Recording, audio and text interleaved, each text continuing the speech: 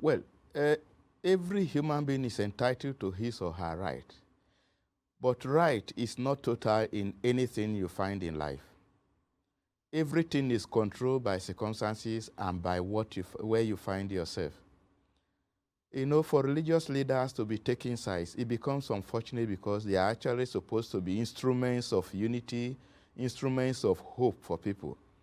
Like I used to tell people, at my age and orientation and disposition and experience and exposure or whatever, I should be an instrument of encouragement to the younger generation.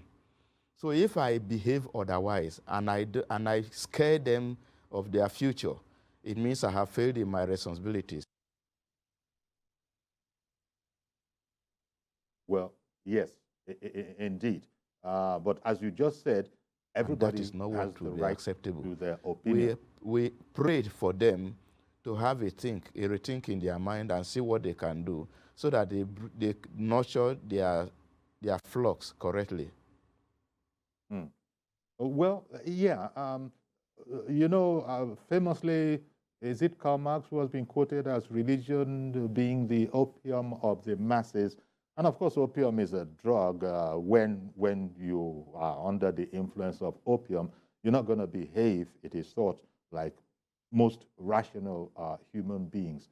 And right there, that very important sentiment, you know, seems to be, it seems that it is being violated by people on both sides of the divide who are suddenly not calling for expertise, competence,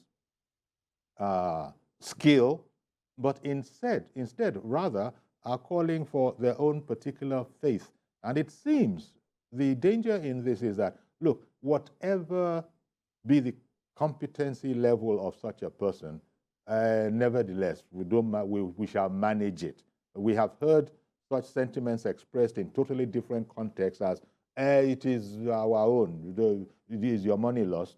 You know, when you try to make a case against something that you consider as morally questionable, people have answered you that, what is your concern inside? So we have this situation in here.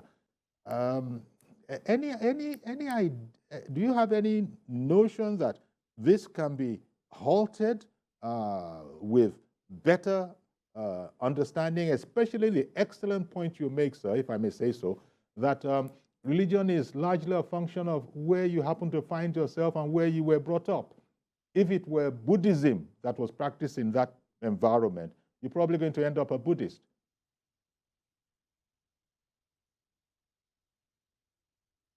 Yeah, I think I still believe that, like my second said, is the, let me call it, intuitive greed that has been born in many of our politicians, that they always find something to use to disorganize the society and to their own advantage.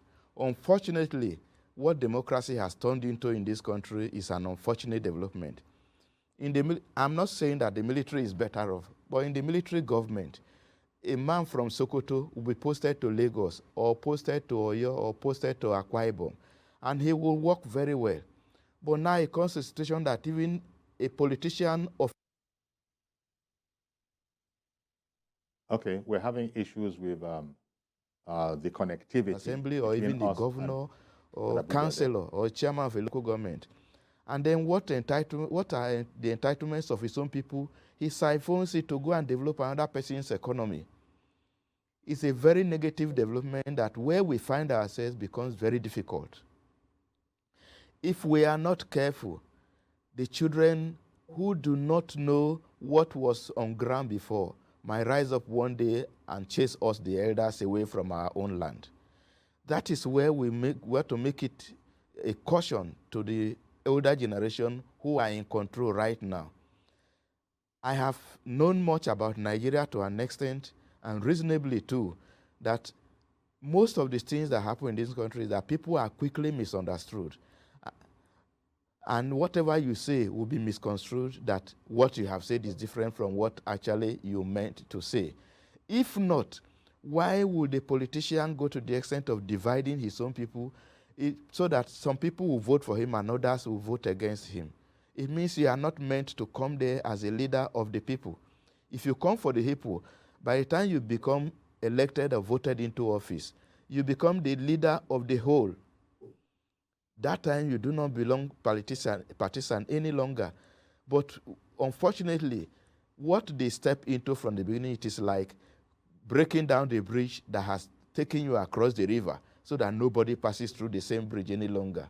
It's an unfortunate development that has happened in this country. Our politicians need prayers. But of course, prayers without works will not work.